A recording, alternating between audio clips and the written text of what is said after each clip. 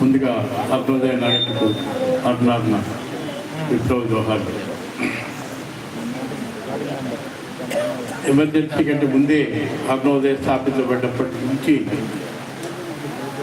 అరుణోదయం దగ్గర నుండి చూసే ఇంజనీరింగ్ కాలేజీ స్టూడెంట్గా అప్పుడు చూసే భాగ్యం, చూసే అవకాశం నాకు కలిగింది. అప్పుడే ఆ తర్వాతనే కానూరు వెంకటేశ్వరరావు, రామారావు వాళ్ళందరితో కూడా సహచర్యం.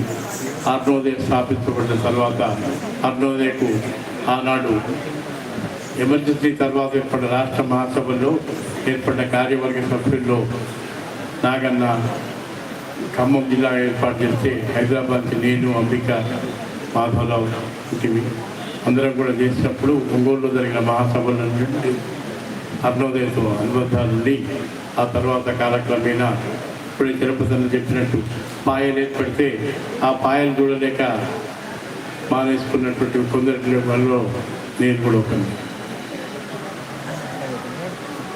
పాయలు ఏర్పడడం సహజమేమో అసహజమో నాకు తెలియదు, కానీ మమ్మల్ని బాధ పెట్టే విషయం అయితే ఒకటి ఉన్నది.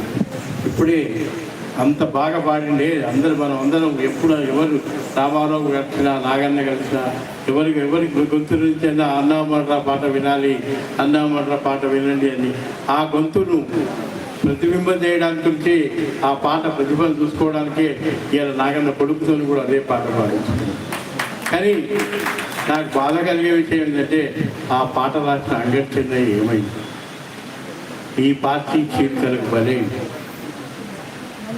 అంగడి చెన్నయ్య అట్లే రకరకాల చాలామంది కామ్రేడ్లు కూడా ఆ రోజు వరంగల్ జిల్లాలో ఉన్న గుడ్డి బాబన్న అనే ఒక అరుణోదయ కళాకారుడు కాదు. ఎవరైనా కళాకారులు ఒకరు కళాకారులు కదా లేరు, ఊళ్ళల్లో ఉంటే వాళ్ళు అక్కడ పోరాటాలకు నాయకత్వం వహించారు, అన్ని చేశారు. అట్లాంటి వాళ్ళు కూడా ఈ చీలికల రాజకీయాలకు బలయ్యారు. ఒక పక్కన పాలకులు, రాజ్యాలు చేసేవాళ్ళు వాళ్ళ హింసలకు బలైపోతున్న వాళ్ళకు చూస్తాం. వాళ్ళే కాకుండా ఇట్లా బలైపోతున్న వాళ్ళు కూడా చాలామంది ఉన్నారు కాబట్టి, చాలామంది జరిగింది కాబట్టి మాకు ఎప్పటికీ అరుణోదయాన్ని నేను స్థాపించబడ్డ వాళ్ళలో చలపతిరావు, రాజేంద్ర ప్రసాద్ అందరం కూడా ఎప్పుడు విమల కలిసినా, ఎప్పుడు నాగన్న కలిసినా, ఎప్పుడు రామారావు కలిసినా అరుణోదయాన్ని కలవండి, అరుణోదయాన్ని కలవండి అని కోరుకుంటూ ఉండేవాళ్ళం. అలా కోరుకున్న రామారావు పోయినాడు, అలా కోరుకున్న చలపతి పోయినాడు, అలా కోరుకున్న చాలామంది రాజేంద్ర ప్రసాద్ కూడా పోయాడు. సో అట్లా పోయినా కానీ ఎవరికి కళలు అయితే అది అరుణోదయాలు అన్నవైక్యం కావాలంటే మాకు ఒకే ఒక విషయం అర్థమైంది ఏంటంటే, అరుణోదయాలు కలవాలంటే ఆ పార్టీలు కలవాల్సిందే. ఆ పార్టీలు కలవాలి, ఈ అరుణోదయాలు కలవయి అనే విషయం మాకు చాలా అవగాహనకు వచ్చింది. అయితే సరే, మనం పార్టీలను మేము ఏదో అన్న నారాయణమూర్తి కోరుకున్నట్టు, అన్న తమ్మారెడ్డి జాతిరెడ్డి వారసుడైన మిత్రుడైనటువంటి తమ్మారెడ్డి భరద్వాజ కోరుకున్నట్టు ఎర్ర ముక్కలన్నీ ఒక జెండా కావాలని కోరుకోవడంలో అందరికీ కోరిక అయితే అదే ఉన్నది. ఎర్ర ముక్కలు అన్నీ అంటే పాత కమ్యూనిస్టులు కాకపోయినా కనీసం ఎంఎల్ రాజకీయాలు నక్సల్ బరీ ఉద్యమం తర్వాత పుట్టిన పార్టీలంటే అయినా ఒకటైనా బాగుంటుంది అనే కోరిక మాత్రం చాలా బలంగా మా అందరికీ ఉన్నది. ఇప్పుడు ఇంతమందిలోకి పోయి ఇంతమంది బయటకు వచ్చారు, వీళ్ళందరూ పడి చేశాం అంటున్నారు కదా. ఈ గ్రూపులన్నా కలవండి, మీరందరూ బయట ఉన్న అవకాశాన్ని సద్వినియోగం చేసుకొని ఆ గ్రూపులన్నీ కూడా ఏకమై ఒక కనీసం ఎంఎల్ పార్టీలన్నా ఏకం కావాలి అనే కోరిక మాత్రం మాకు చాలా బలంగా ఉంది. సరే, అది మనం చేయలేకపోయినా ఇప్పటికీ మనం బయట ఉండే వాళ్ళం ఏం చేయగలం అన్న విషయాన్ని ఆలోచించుకున్నప్పుడు ఇప్పుడే అజయ్ చెప్పాడు, నాగన్నను, కృష్ణన్నను పార్టీలు కేరళకు పంపించాయి, ట్రీట్మెంట్ చేయించాయి. ఆ ట్రీట్మెంట్ చేయించడంలో ఆర్థిక సంస్థలు ఒక్కటే కాదు అక్కడున్న ప్రాబ్లం ఏంటంటే, లక్ష్మక్క వెళ్ళింది, కృష్ణ భార్య అక్క కూడా వెళ్ళింది. అందరూ వెళ్ళిన తర్వాత కూడా అక్కడ ఉండాలంటే అక్కడ ఉండలేకపోయినారు. అక్కడ వాళ్ళకి భాష రాలేదు, అక్కడ వాళ్ళతో సరిగా సమన్వయం లేకుండా పోయింది. అట్లా సమన్వయం చేయడానికైనా కొందరు బయట ఉన్న మనలాంటి వాళ్ళు ఎవరైనా వెంటపోవాల్సి ఉండేనేమో అని ఒక చిన్న కోరిక.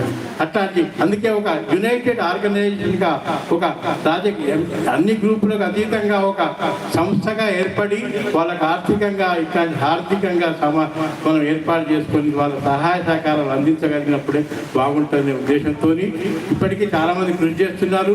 ఇప్పటికీ మొన్న నాగన్న బాగా ఆరోగ్యం బాగాలేన సందర్భంగా వాట్సాప్ గ్రూప్ ఏర్పడ్డాయి. మన లాయర్ శంకర్ చనిపోయినప్పుడైనా రకరకాల గ్రూపులు ఏర్పడి ఆర్థిక సహాయం చేయడానికి మరి మా అజిత మా ఇక్కడ హైదరాబాద్ సుధాకిరణ్ అజిత వీరందరి ఆధ్వర్యంలో ఆత్మీయ ట్రస్ట్ అక్కడ ఖమ్మం కామ్రేడ్లు కూడా ముందుకొచ్చి ఏర్పాటు చేసి ఆర్థిక సహాయ సహకారాలు అయితే ఏర్పాటు చేయడం ఉన్నది. దీని కొంచెం బలంగా చేసుకొని ఇట్లాంటి వాళ్ళకు పార్టీలకు అతీతంగా ఇట్లా అవసరం పడ్డ వాళ్ళందరినీ కూడా మనం ఆదుకునే కార్యక్రమానికి పూనుకోవాలని, దానికి కొన్ని సాధ్యమైనంత వరకు ఎట్లయితే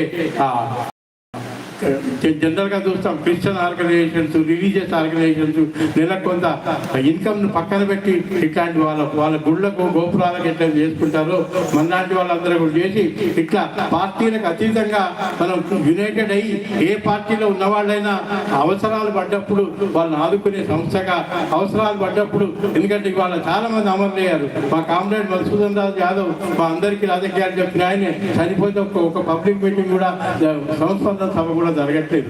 ఇట్లాంటి వాటి ఎంతో మందికి అట్లాంటి అమరులు ఉన్నారు. అట్లాంటి వాళ్ళందరినీ కూడా కలుసుకోవడానికి ఒక యునైటెడ్గా ఒక ఆర్గనైజేషన్గా ఏర్పడడానికి కృషి చేయాలని, ఆ కృషి చేసి వాళ్ళందరినీ మనం చేసుకోవాలి. ఎందుకంటే అమరుడైన నాగన్న రామారావులే కాదు, ఎంతో మంది వైజాగ్లో ఉన్నటువంటి ఆర్మీ రాజు అయినా మన వరంగల్ కళాకారులు అయినా, వరంగల్ కళాకారులు చంద్రం కామ్రేడ్ అరుణోదయ కళాకారుడు చంద్రమౌళి ఉద్యోగాన్ని వదిలిపెట్టి మరి ఫుల్ టైం వెళ్ళిపోయిన తర్వాత పార్టీని వదిలిన తర్వాత ఈరోజు రోడ్డు మీదకి వచ్చిన పరిస్థితి ఉన్నది. అట్లా ఉన్న కళాకారులందరినీ కూడా మనం కళాకారుల పిల్లల్ని కూడా ఆదుకోవాల్సిన అవసరం ఉన్నది.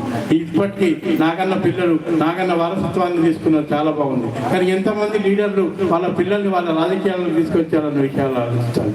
ఎంతమంది వాళ్ళ ఈ కళాకారుల పిల్లలు కానీ, నాయకుల పిల్లలు కానీ ఎడ్యుకేషన్ సంబంధించి ఎంతమంది సహాయ సహకారాలు అందిస్తున్నారు అన్న విషయాలు ఆలోచించుకోవాలి. అట్లాంటి వాళ్ళని ఆదుకోవడం, అట్లాంటి వాళ్ళకి సహాయం చేయడం కూడా మనందరి కర్తవ్యంగా ఉండాలని మనం అందరం కూడా అట్లాంటి సంఘంగా ఒకటి ఏర్పడి వాళ్ళ పిల్లల చదువులకు, అమరుల పిల్లల చదువులకు, అట్లే వాళ్ళ వైద్య కార్యకర్తలు ఏ పార్టీ వాళ్ళైనా వాళ్ళ ఆరోగ్య పరిస్థితులు బాగాలేనప్పుడు మనం అందరూ ఆర్థిక సహాయం చేసే విధంగా ఒక అన్ని రాజకీయ పార్టీలకు అతీతంగా మనం సంఘంగా ఏర్పడాలని, దాన్ని కృషి చేయాలని కోరుకుంటూ ఈ అవకాశం ఇచ్చిన కృతజ్ఞతలు. మరొకసారి అరుణోదయ కళాకారులు, అమర కళాకారులు అందరికీ, నాగన్నకు, రామారావుకు, కానూరికి అందరికీ నా అర్థార్థ జోహార్.